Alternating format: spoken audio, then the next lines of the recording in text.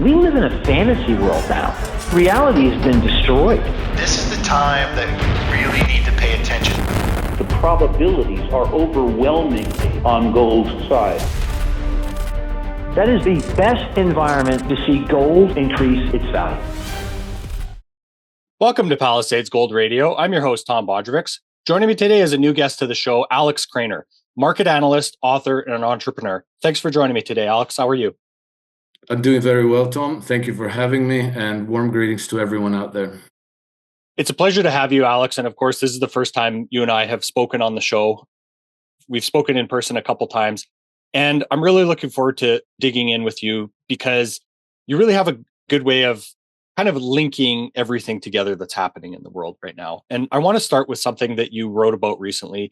And you said that when a nation becomes the host to imperialist interests, that nation becomes depleted economically, militarily, and shreds its reputation diplomatically. So you're speaking specifically about the US. Can you dive into this a little bit more and explain to us what those imperialist interests are and how that is laying out right now?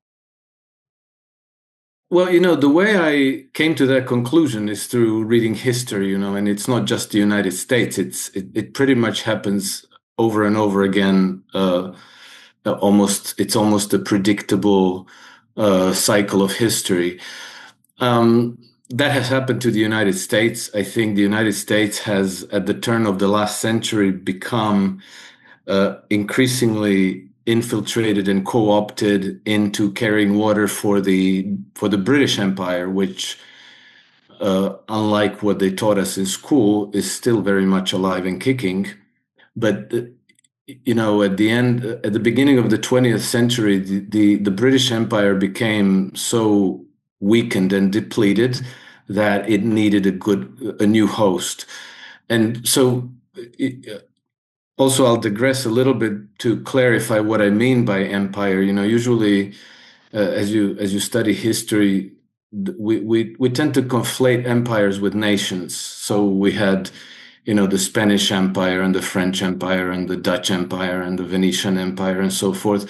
But what it really is a very narrow network of vested interests that end up using the host nation, its economic and military power, its political power, to help expand the empire. And those vested interests are almost always, or maybe not almost, maybe always, linked to the money-lending oligarchies. And the money-lending oligarchies always have this incentive to go around the world, conquer, colonize, and spread an empire. And they colonize not to bring civilization, democracy, freedom, or any of those things, but to help themselves to other nations, natural resource wealth, and to employ the local population in extracting that natural resource wealth and turning it into financial flows that end up always flowing towards the financial centers. Last 500-600 years, it's been the Western banking interests that have ruled the world. It's been 5 centuries of undisputed primacy of the West. And we have seen that every nation that played host to these imperial interests ended up impoverished and depleted. And I think that, unfortunately, this same fate befell the United States as well.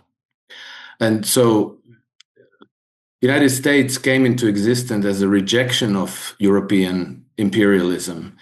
But over time, gradually, slowly, it became co-opted and infiltrated again. And what we've seen during the last several decades is something that most people regarded as the American empire, because it's been American military going around the world, setting up military bases. It's been American kind of rules-based order that sought to subjugate all other nations, impose their rule, demand this or that, elections, democracies, or not elections, so long as US banks got to fund the development of those nations' resources. As it turns out, this is a very, very costly endeavor.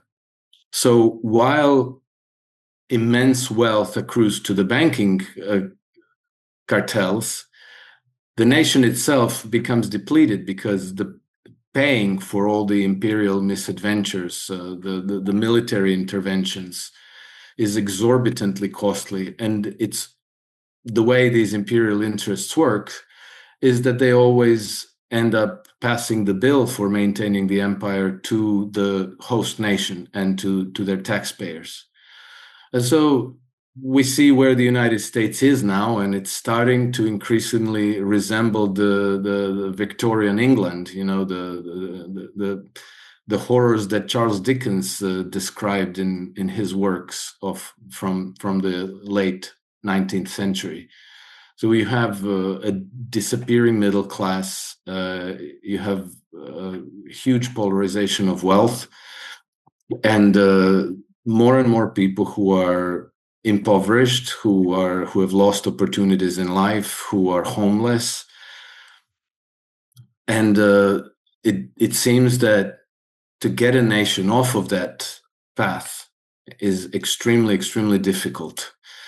And so I think that now we've had finally a change of course, but it depends on Donald Trump and his government being successful, which is not a given. And we see also that he's like during his first term, he's being sabotaged at every turn. So it's we'll see how it goes.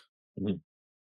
Well, Alex, before we dig into, let's say, the specifics, I want to cover a little bit more of this, let's say, this overarching idea. Do you think that we're right now in a major transitional time that is really cyclically repeating and predictable? You mentioned that this is like a 500-year kind of cycle at the beginning. So is this a repeatable and foreseeable cycle? Well, I don't think that it is foreseeable because the very fact that we're making a break with a certain continuity that stretches 5 centuries means that we're going off we're in uncharted waters. In fact, it's we don't know what might happen after this transition runs its full course, and the transition is going to be very long. It's going to span longer than our lifetimes, so it's going to be a gradual process. But the one thing that is different today than that it has been for a very, very long time, maybe these whole 5 centuries, is that today there's an alternative. That we no longer have the primacy of the West. We now have alternative global powers emerging, and they are strong enough that they can resist the onslaught and the diktat of the empire. Primarily, I'm talking about Russia and China, but then there's also regional powers like India, Iran, South Africa, who are now much better aware of what the game is, and having had experience with Western colonialism and imperialism, they understand what they're up against, and they have had the time to, so to speak, build up their immune systems. So, we see that the process of colonization is being countered by a process of decolonization. And whereas maybe, these rebellions against the empire were always with us, but they were relatively easily crushed in the past. Today, not so much, because they actually have concrete and active support from these emerging powers like Russia and China. And so we've seen a whole swathe of countries in Africa kick out the French, which were encroaching there again. And we've had, for, I would say, about the last 10 years, Great Britain has ramped up their efforts to recolonize, in particular, Africa. and we see that it's not going as smoothly as it once might have. So I think the very fact that these alternative powers, the newly emerging powers, understand that this is not a simple conquest of resources and territories, that this is really a clash between two systems, it tells me that they will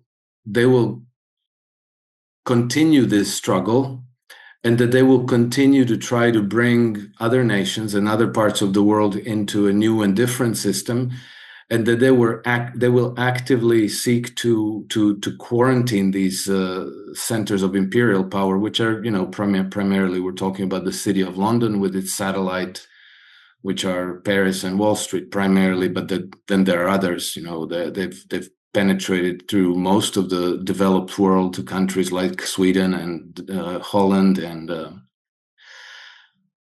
Germany, Japan, Singapore, and so forth. But this will take time. It will not all be solved by the force of arms. A lot of it will be solved diplomatically and through legal means. But it will be solved, and it will take, I think, a complete transition from the current monetary systems in the world to entirely new monetary systems, which we don't know what they are now. I think they're kind of in their very, very initial phases. They're still on the drawing boards, and it'll take time for those to take root. Mm-hmm.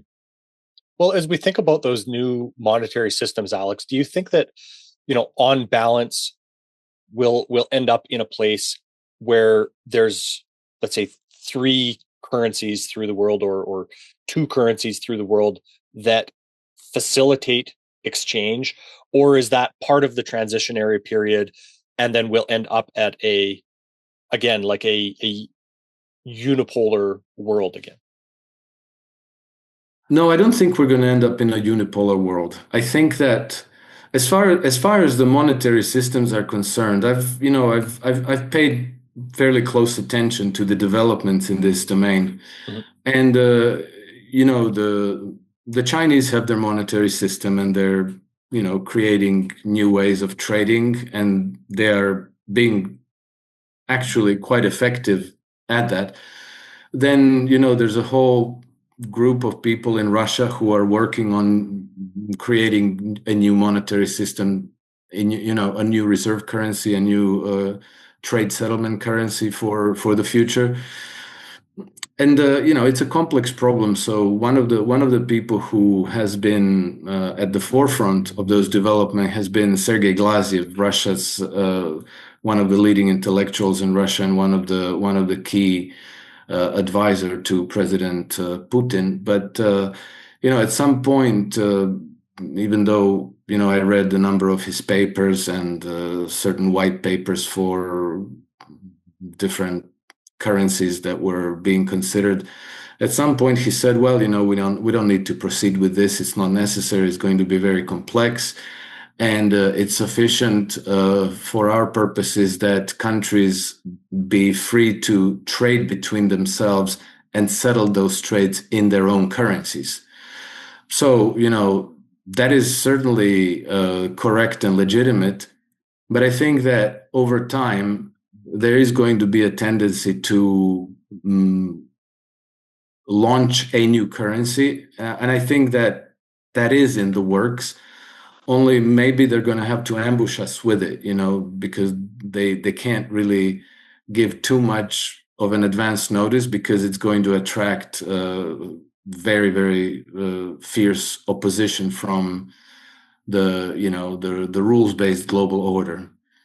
So we'll see what happens there. But my understanding is that when such a currency comes about, it's going to be probably a commodity-backed currency. So not just gold and silver, it's going to be the precious metals, but also other commodities that different countries produce. And then those commodities will, by some token, make part of the the backing of the new currency that comes into existence at some point. And then, if it's, I don't know, if Nigeria, for example, joins this currency based on their oil reserves and oil production, then obviously crude oil will have to be part of that. And then Nigeria is going to have a certain weight. Nigeria's oil exports are going to have a certain weighting in that new currency. And then, for other countries, it might be Burkina Faso's gold and Niger's uranium, and many different countries with many different resources that are going to be added to the pool of the commodities that will constitute the backing of the currency. Alex, I want to go back to kind of going over something you said about how successful Trump's team is going to be in this time here. We're just over, let's say, 125 days of Trump being in office. So, there was a lot of promises about peace instantly and, reforming the way the world trades, all of these things. What does he actually have to show for his first, let's say, 125, 130 days in office? Well, it might seem like it's not much, but I would start from the point. Let's use our imagination and try to envision what the world might look like had Kamala Harris come into the White House. So I think that maybe that seems like a low bar, but we're not in World War III. The United States has, for all practical purposes, extricated itself from the quagmire in Ukraine. There was a very important vote in the United Nations in February where Great Britain co-sponsored a resolution which would mark Russia as an aggressor in Ukraine. The United States voted against. That was kind of a pretty big deal. It seems like paperwork, but it was actually quite important. Trump has also so far skirted the war with Iran. He has successfully. We can't say successfully yet, but he has engaged diplomatically with Iran. And that's much better than bombing, because it could have turned the Middle East into a massive theater of war, and possibly with nuclear exchange. So that didn't happen, and I think that he has also distanced himself from the European colonial powers, which are practically the chief instigator and the main driving force between not just the war in the Middle East, but also the war in Ukraine. So, he has engaged diplomatically with Iran, also with Hamas, very important. He is on talking terms with the Chinese. He's apparently speaking with Xi Jinping at least according to him, on a relatively regular basis. So I think that when it comes to important policy positions, he has really changed course of the U.S. imperial policy. Remember, he was, even in his first term between 2016 and 2020, he actually tried to bring U.S. troops back home from Afghanistan, from Iraq, and from Syria. And he also wanted to bring U.S. troops back from Europe. Now, as we know now, he has been sabotaged in that by the deep state. So I think he's playing his game a little bit different today. It looks like sheer madness, because his statements are all over the place. But when it comes to making important policy moves, I think that he's been making them in the right direction. And people will say that I give him too much credit. People think that I'm too trusting of Donald Trump, but I also take comfort from the fact that that Vladimir Putin happens to agree with me, and also especially that the collective European press and European public leaders agree with me, because there isn't a day when they don't publish some really bizarre, hysterical, hateful article about Donald Trump. So if they hate what he's doing, then he's got to be doing something right. Alex, when we think about, how, let's say specifically about the Ukraine war, how it has progressed, how it is continuing, we going into the peace talks, Ukraine launched that massive drone attack the day before and, targeted a bunch of Russia's bombers. Who do you think is responsible for wanting this war to continue? Like, how are those incentives aligned? And do you think that this is because of an entrenched way of thinking about Russia as their enemy? Yes, definitely. I think that what I find useful is to try to take the broadest possible context to these events. And I always go back to something that George Soros said in one of his annual addresses to the World Economic Forum in Davos in May 2022, when he said that all of this mess, all these conflicts that we're witnessing in the world today are in fact a clash between two systems of governance. And this same idea has been repeated by various other policymakers in the United States, in Britain, NATO, and so forth. Basically, George Soros will say that it's a clash between open societies and closed societies. Other people will say that it's a clash between democracies and autocracies. But what it is, in fact, is a clash between what we could call the rules-based global order and pretty much the rest of the world, including the populations of nations that are host to this rules-based global order, or you might call it an empire, Western empire, just the same. And who's behind it? To my mind, there's no question that we're talking again about the money lending oligarchies in the West, City of London, Wall Street, Paris, and their minor satellites everywhere around the world. And the reason why I believe that, I've been researching and analyzing this for a very long time, because I wanted to understand, the United States, for example, has been at war during most of its history. And it's hard to fathom why. It's not that like the American people demand war, and so then that becomes reality through their legitimate democratic processes. Is that okay? To give you a specific piece of data, between 1946 and today, and this is an empirical fact, the United States has been behind more than 80% of all wars fought in the world. Okay, so that's practically, more than half a century of permanent warfare.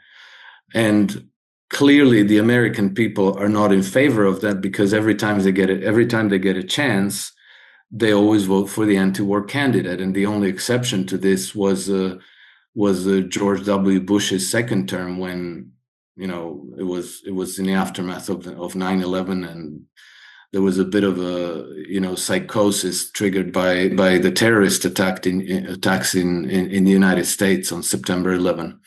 But apart from that, the American people, like all people everywhere in the world, they want peace. They want peace, prosperity. They want to live their life. They don't want to be fighting demons all across the world and sending their children to get blown up and man military bases in deserts and all this nonsense, which is very costly and very ugly overall. But the most obvious incentive for war is the profit making by the military industrial complex. But even that is not a sufficient explanation. And I ultimately came to the conclusion that the only real reason for war is is rooted in the financial system. Because the way our money works today in the world is that all the currency that it's in circulation is reflects debt. And, for a bank to issue a loan, they require collateral. And so every time they issue a loan, they have a new asset on their balance sheet, and that asset is a profit making asset, because when you take out a loan, you have to pay it back with interest. So the bank starts earning interest from their clients. Now, for any domestic economy, at some point you saturate the economy with debt. So I don't know, if you earn $100,000 a year, there's only so much debt that the bank will give you. And then, your income and your possessions might be money good collateral to an extent for them. And then they'll give you, I don't know, $500,000, $1 million loan.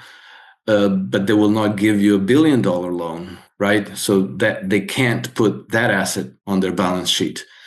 So the banks, in order to be able to expand their balance sheet and become wealthier, more profitable, they need new collateral all the time.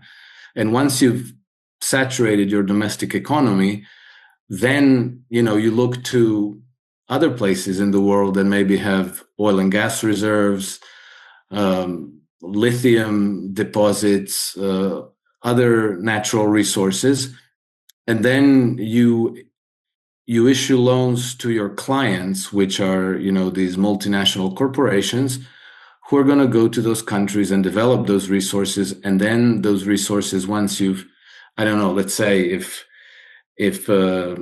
ExxonMobil gets a contract to develop Nigerian oil fields, and they need $1 billion to do that, well, then, somebody like JP Morgan or Bank of America might give them a $1 billion loan, which is going to be secured with Nigerian oil deposits as collateral. And now, those deposits, those oil resources that are in Nigeria, by the dark magic of our monetary system, becomes collateral of a bank in New York or a bank in London. And okay, so Nigerians might have something to say about this, and they might not agree. So then you need to be able to coerce them. This is why you need military bases all over the place. This is why you need color revolutions. This is why you might need to assassinate leaders who have different ideas about how they want to develop their own economies.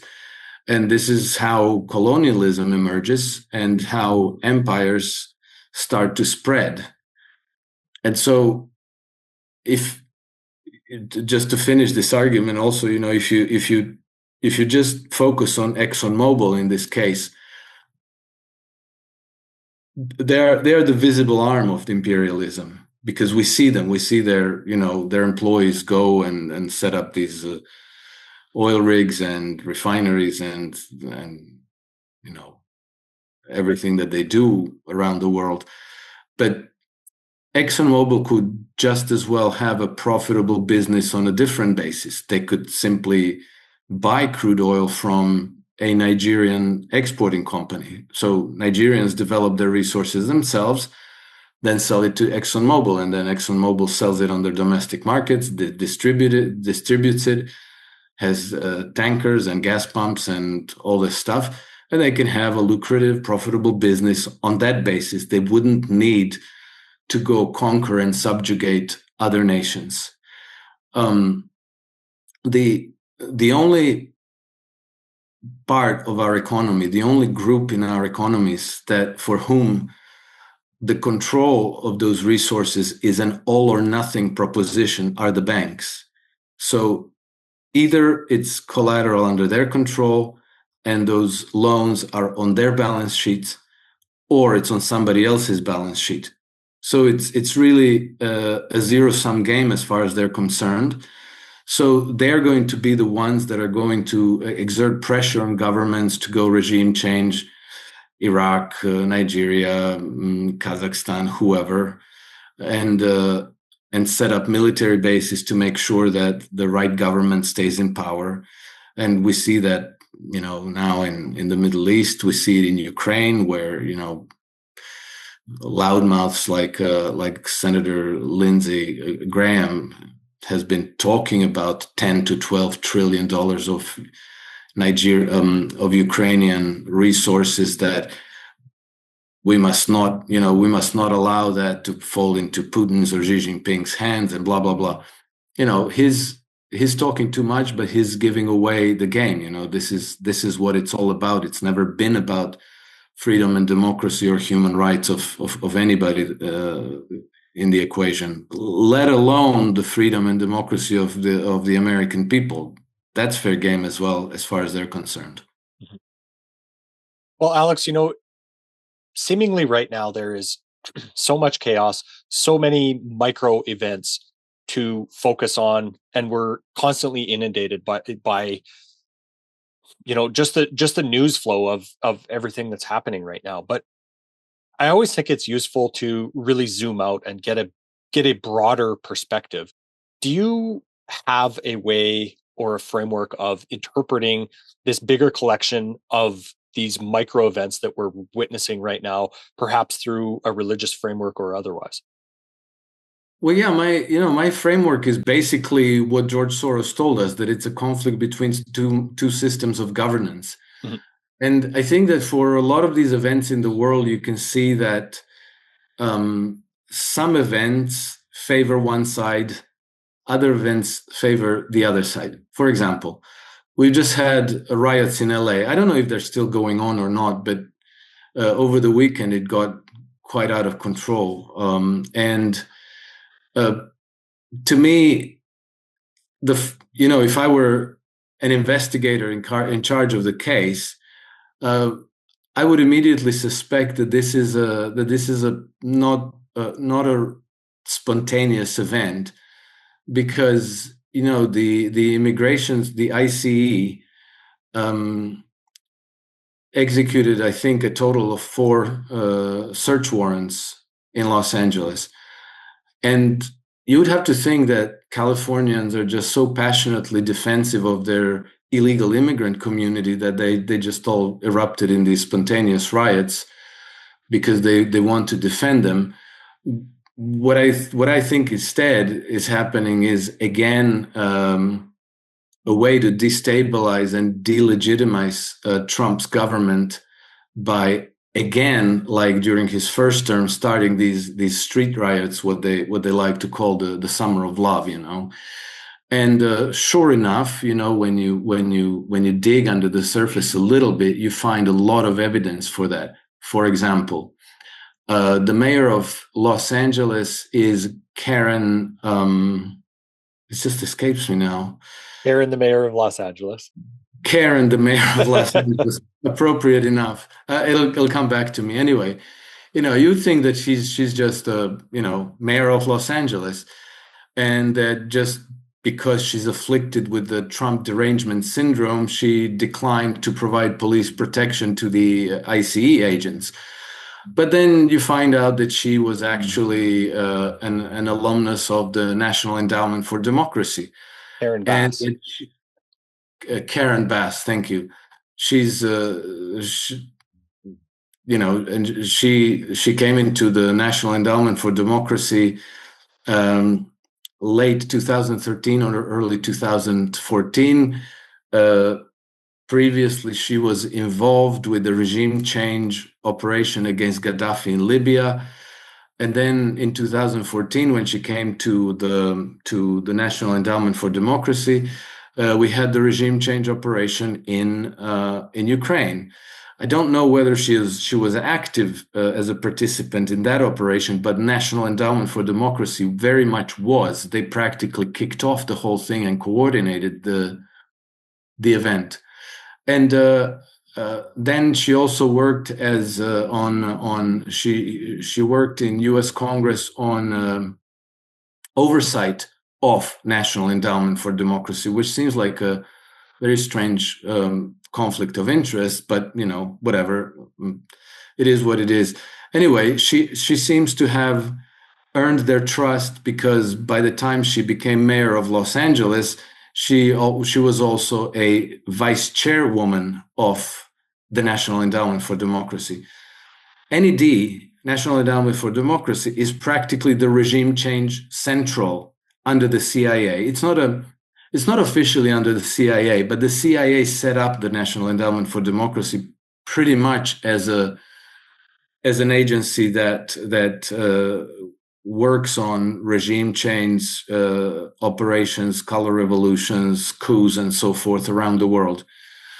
And then, there are other non-government organizations that have been involved in Los Angeles riots. On Craigslist, there were ads promising between $6,500 a week and $12,500 per week to rioters to join the protests, and that's a lot of money, $12,500 per week for rioting. Not everybody has that much money to throw around for these kinds of things. So clearly the thing is well funded. And as we speak, more information about this is emerging. And I think there's next to zero chance that this was just spontaneous eruption of discontent because, evil Trump is executing search warrants on 4 possibly illegal immigrants. So, that event again is, why would somebody be undermining Donald Trump's government? Well, because he doesn't want to be he doesn't want the United States to remain the global policeman. He doesn't want the United States to become depleted, militarily and economically by serving as the military arm of the empire. And he has clearly taken a different course. I mean, even explicitly, he has been saying things like he wants to make the United States a global manufacturing superpower, which is very different from it's practically the antithesis of the British open free trade system. He has also, he and various other of his officials have also talked about the fact that the post-World War II global order is obsolete, that it has been used as a weapon against the United States, and that the United States is embracing multipolar integrations. So, Alex, when we think about let's say the task that you laid out and the interests that are really against Trump, why do you think that he needs to reform the banking system? Why is that a key to, fighting the powers and the interests that are involved at this point? Because the bankers are clearly the epicenter of everything bad that we're experiencing in the world today. For the reasons that I explained, they have clearly an incentive to bring new collateral into their financial system and onto their balance books and onto their balance sheets by hook or by crook. Now, this does not mean that you have to line up all the bankers and shoot them or put them in prison, because banking can function in a very different way. A really good example is the traditional German banking, which is now under assault by the European Central Bank. Germany traditionally had thousands of small local and regional banks, which would fund the development of local and regional businesses, the small and medium-sized businesses. And 70% of these banks were not even profitable. So they function more as a public utility, but they were very important in the development of German economy. And if I I'll try to explain this, and if I'm off on some figure that I cite, don't quote me because I'm pulling it out of memory, but it's going to be ballpark correct. Basically, Germany until about 15 years ago has been the world's #1 exporting superpower. Even more, the value of their export was even greater than the value of Chinese exports. And bulk of those exports were not, as you might think, BMW and Porsche and Volkswagen and things of that nature. It was mostly companies that you never heard of that export something, but some obscure product that goes into other products. But there was in Germany about 1,200 so-called market champions. Okay, and the market champions are companies. By definition, they're companies that occupy first, second, or third place in the world in terms of global market share. So Germany had 1,200 of these companies. The distant second was the United States, which had about 250 market champions. So Germany, in those terms, has been spectacularly successful. And most of these companies would be categorized as small and medium-sized companies. They just made some widget, but they had the best and most efficient production of that widget in the world. And basically the way that would happen is, like, let's say you have some kind of a business idea, you can produce XYZ widget. And you go to your local bank and they say, like, right, okay, Tom, we like you. We think you're a smart man. We think you're capable of producing this widget. We're gonna back you. We're gonna give you a loan. Some of these German banks were known to issue 100 years loans. So imagine now, if you go from idea to a business and your bank gives you a 100-year loan, well, you have all kinds of maneuvering space to develop your business. And so, many companies would start like this, and they would start producing this widget. It was a very long-term commitment. It didn't. They were never under this tyranny of quarterly earnings results that they always have to show increase in earnings and greater profits and so on. They could focus on making sure that what they produce was good for the market, that it was accepted by their clients. Mm-hmm.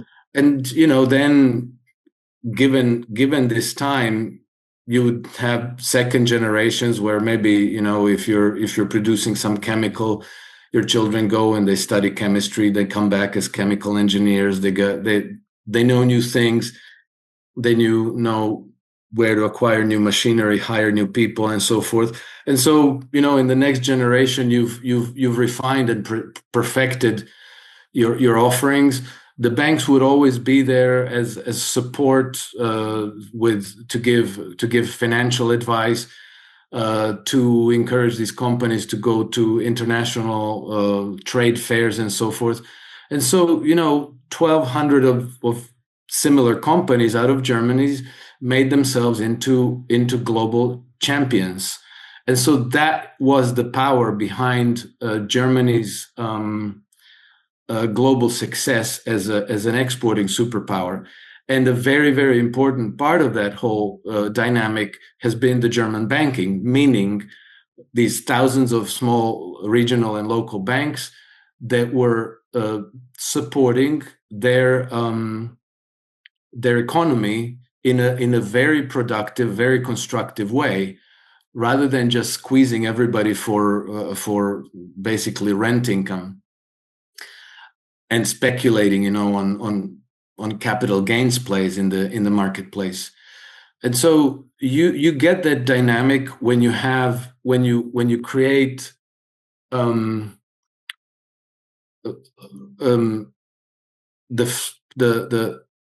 the space for small and regional banks to compete, which is, that has been gradually overturned over the last decades, because the the legislature, the regulatory environment has made it very difficult for small banks to operate, and it has made it very easy for these global systemically important banks, the likes of JP Morgan and Citibank and RBS and Bank of America, these behemoths, to basically suffocate small banks and to absorb them.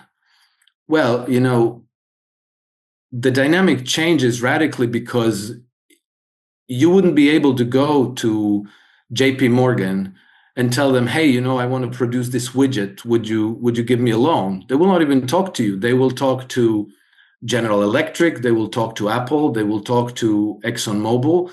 They will do mega deals with them. They will not have a loan officer in every town or village trying to get to know the local economy, what people do, who's capable, who's clever, who has a stable family environment, who can run a successful business. They don't care about any of this. They will talk to mega corporations, and maybe they will even encourage the mega corporations to say, like, hey, there's been a new discovery of lithium deposits in Bolivia. Why don't we go to regime change Bolivia? Yeah, we just know who to talk to. And then, they'll have John Bolton on speed dial, and they will say, yeah, we need to take control of Bolivia's lithium deposits.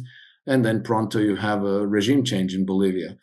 And so, if you want to stop this kind of, as George Soros puts it, this system of governance, and to introduce a different one that actually creates prosperity and progress and innovation from the grounds up, from the grassroots, then you have to change the monetary system and the banking system, and you have to incentivize bankers to support their local economy and local small and medium-sized businesses, and you have to de-incentivize the colonialist approach of taking down governments, corrupting government officials around the world, and making sure that your mega corporation clients get mega deals on mega resource extraction projects. So really, he needs to bring power back into smaller, more local banks and away from the bigger, systemically important banks to remove that, let's say, that lever of power that they have. Yeah, that correct. I think that they need to create. I can't come up with a world. When they say the not the flat space, not the even, but the to let's say help small regional local banks to thrive by supporting their local economies. And when I say thrive, I'm not saying that help them become these super profitable enterprises, but to simply do honest business with honest entrepreneurs in their regions, and to grow wealthy by attaching themselves to the local economy. So the more prosperous the local economy, the more they thrive. Mm-hmm. And vice versa, the more they suffocate the local economy, the more they don't thrive. So it's a win-win situation, but it's not a win-win situation that in the way that these too big to fail banks look at it. Mm-hmm. So on the other side of that, Alex, we've seen central banks buying a lot of gold, especially in the East, not necessarily, or we don't know, let's say, about the US. How do you see that as a step or one of the first steps about the world moving away from the US dollar as the reserve currency? Or is there possibly, a different motivation to buying gold by these central banks at this time? I think it's both, maybe. I think that it's very clear to central bankers, in the United States, in Western Europe, in Britain, as well as everywhere else around the world, the current system is unsustainable. So at some point, it's going to blow up. And the blow up might not be something like the Lehman Brothers moment, when everything just caves in like a house of cards. But it's probably going to take shape of accelerating inflation, and which in other words means deteriorating purchasing power of the currency, and everybody sees this coming.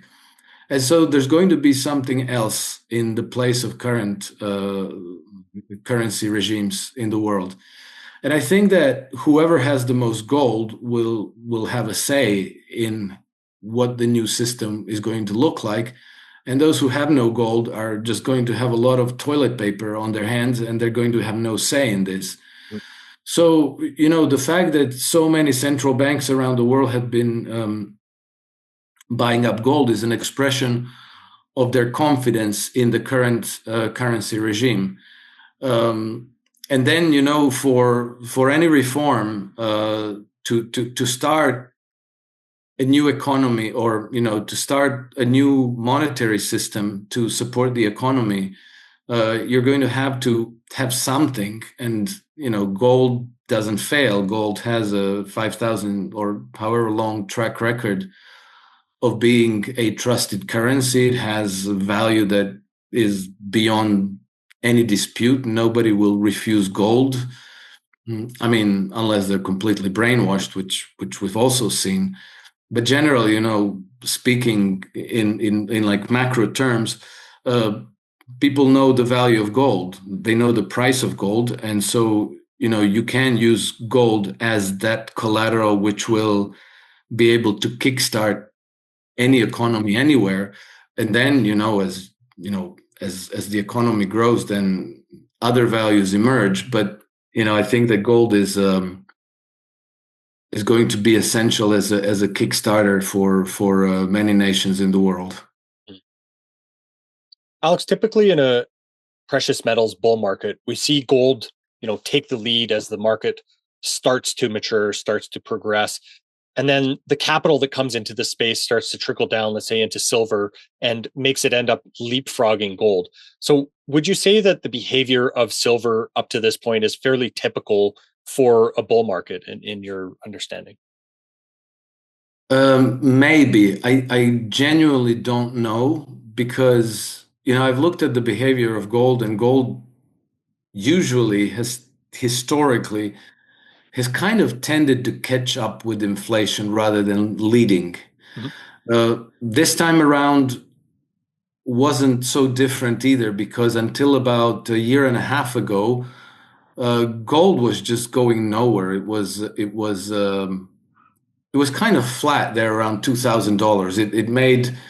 It got to $2,000, and then it just didn't go anywhere until about this beginning of 2024, I want to say, or maybe end of 2023. I forget, but only then did it start to rally higher, and now it's outpaced silver. And now, last few weeks, we've seen silver catch up and appreciate faster than gold.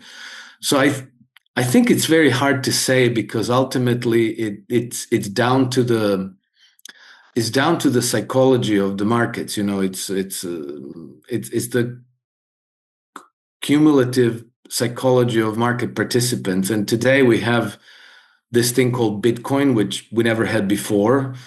And Bitcoin has outstripped pretty much everything else. So I think that a lot of people who otherwise would be more interested in gold now see Bitcoin as a more desirable asset. But, I think that in fullness of time, gold will prove its worth, and I think that it's going to continue going higher, and silver will probably follow suit.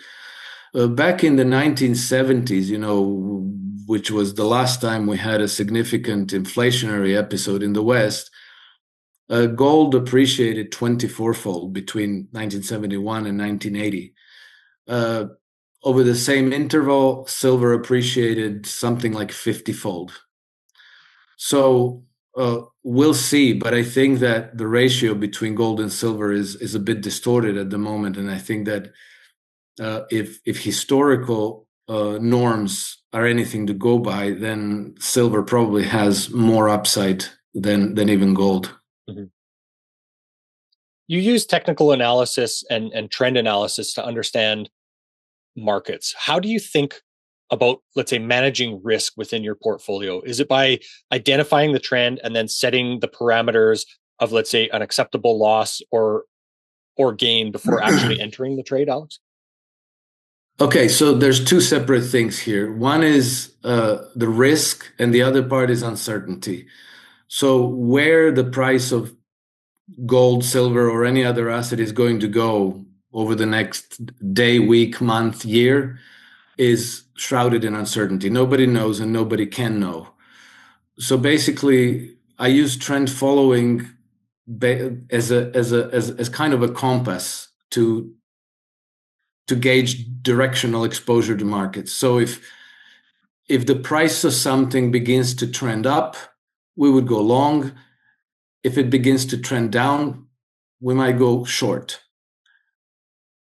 And then, within those price fluctuations, you define events which are going to constitute a profit-taking event or a stop loss event, right? You will get a signal to say like, okay, this trade was no good, so a stop loss got triggered, and we go out with a small loss.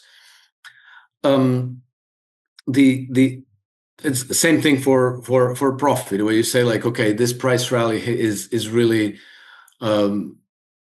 a 3 sigma event, so we're going to take some profit out of this move. Risk is a different thing, and I define risk in terms of price fluctuations again, but basically I use something called value at risk. For example, if you trade a 2-year treasury note, that thing barely moves. Mhm. So at any given day, if you trade a 2-year treasury note, let's say if you have $1 million in 2-year treasury notes, your average daily gain and loss might be within $2,000. If you have $1 million worth of coffee or silver or cotton or something, your average daily gain and loss might be $10, $20, $50,000. So that means that like when I construct a portfolio, I will calculate how much risk I should take in each market based on their price fluctuation dynamics. So if a market is very volatile, then the same amount of risk will correspond to a relatively small position, Mhm. right? And the markets that are not very volatile, I can have a very large position and have the same risk. So let's say that $1 million worth of 2-year treasury notes is going to be the same risk as maybe $100,000 worth of gold. Mhm. And so when you construct a portfolio, if you want an equal weighted risk exposure to various markets, then you will adjust the position limits accordingly. So you will say, I will trade maximum this much gold, maximum this much coffee, maximum this much 5-year treasury note, 10-year treasury note, and so forth. So that's the risk part. And, the thing with risk is that you can measure it very accurately. Risk is something that you can measure quite accurately, whereas uncertainty is something that you can't measure at all. So you use risk to define how much you're going to bet in any one market. Mhm. But then the uncertainty is subject to trend following. Basically, we say if something's trending up, then we go long. And generally, the idea is that if a trend emerges, it is more likely to continue than to reverse. The problem, of course, is that markets, among trend followers, the consensus is that markets tend to trend about 1/3 of the time, and they tend to correct or consolidate about 2/3 of the time, which means that, it's always a sequence of feast and famine. When you hit a trend, then you make a large windfall. Mhm. But to make that large windfall, you have to be going out fishing a lot until you actually catch something. And until the trend emerges, you're generally going to be flat, or more likely you're going to be accumulating small losses. Mm-hmm.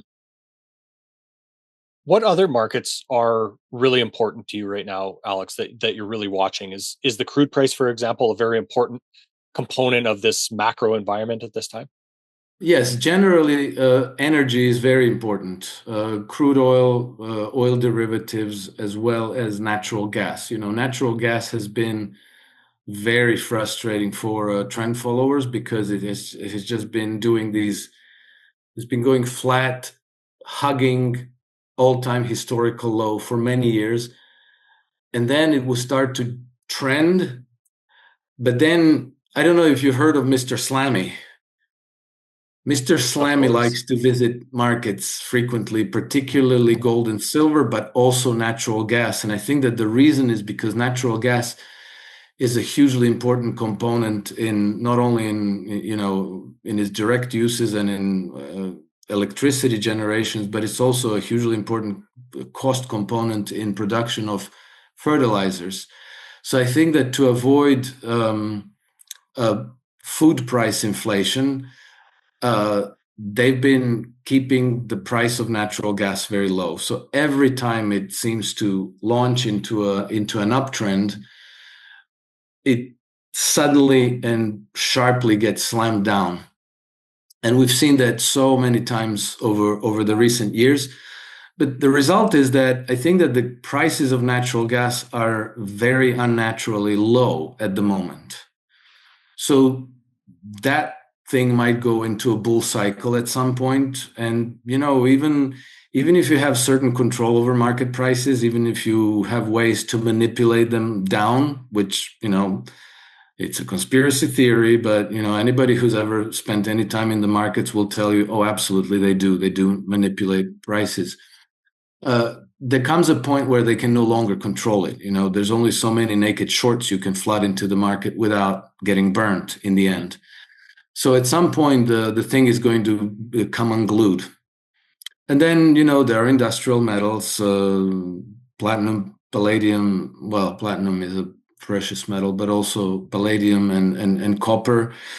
And then, of course, the agricultural markets, which haven't gone anywhere much lately. But, if when the inflation kicks in, they will do. So I think all markets are kind of important. Mm-hmm. Well, and that's, I think, the importance of being able to step back and look at these things in aggregate so that we can get a better picture, I think, and an understanding of where this is going. Correct. Alex, as we start to wrap up here, is there anything that you'd like to leave our listeners to think about or to consider before we do? Well, we talk a lot about investing, returns, hedging against inflation, geopolitics, and all of these things. But I think that one of the things that doesn't get talked about a whole lot, but is very, very important, because as we're heading into this storm, which, we can't tell what's going to happen, but we know that it's going to be a bumpy ride for the next couple of years. One of the most important things for people to do is to get to know their neighbors, because, when markets fail and you start having shortages in the markets, and maybe you can't get things that you need, and, your car breaks down and you can't fix it, and there's electricity shortages and this and that, you're often going to have neighbors who are going to be able to help you out for next to nothing. You are going to be able to render certain services to the local community. And so I think that probably the most important part of your resilience over the coming crises will be your local support network. So own gold and silver, consider gaining exposure to other commodities like energy and agricultural commodities, but also get to know your neighbors and see what you can do for them, see what they can do for you. Easy, practical solutions are usually 1 or 2 phone calls away, because even if you don't know anybody, you call your neighbors and you say, I have this problem, and they'll say like, oh yeah, I know my friend 2 blocks down the road. knows exactly how to fix this for you. I'll put you in touch. So that's very important to know. And I happen to know that this is almost exactly what the authorities don't want us to do, is because they are trying very hard to prevent local networking from taking place. And I'll tell you how I know that. About 2 years ago, I was invited to a conference called Think Local in Ireland. And when they organized the conference, the government has gone way out of their way to try to prevent the conference from taking place. And, these are not hard right extremists or anything like this. Was organized by 5 very ordinary law-abiding professionals in Ireland who just came to the same conclusion. We need to get to know our neighbors, so they organized a get-together called Think Local. Anyway, they organized it in one venue, and then the government pressured the venue to cancel it, and then they organized it in the second venue, same thing. And then they had to organize it at a fake venue, meaning they organized it in one venue, but they advertised a different one. And then they had to have somebody at the fake venue telling everybody as they arrived, it's not here, it's over there, And then 6 months later, they tried to organize it again. And this time, the Irish government actually managed to prevent it from taking place altogether. So, that tells you you're on the right track if you're networking with your local community, because that's exactly what the governing authorities don't want us to do. Why? Because they want us to be dependent on the governing authorities, because that way they have power over us and they can dictate our options and choices in life. That's well said. And an interesting story, really illustrating how that might be seen as a threat, Alex. Yeah, exactly. So for anybody that wants to read more of your writing, you do almost a daily article over at substack.com/Alex Krainer.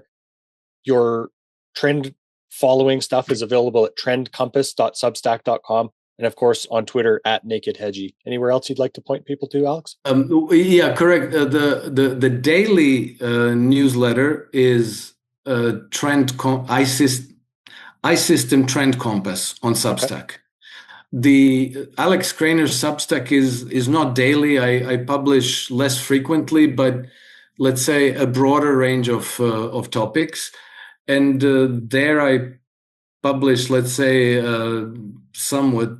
You can be very thorough in research on daily articles, but the personal Substack that I have is, let's say, a bit more refined and more thoroughly researched.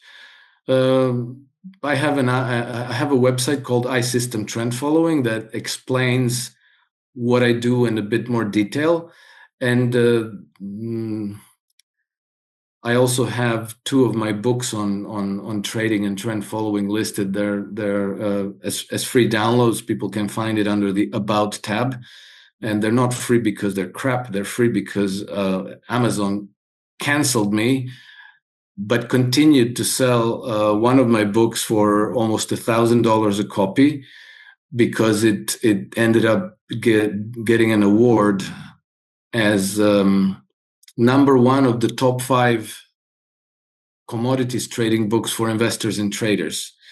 So, the book is quite good, but I'm giving it away for free because I can't stand that Amazon is robbing me and the readers.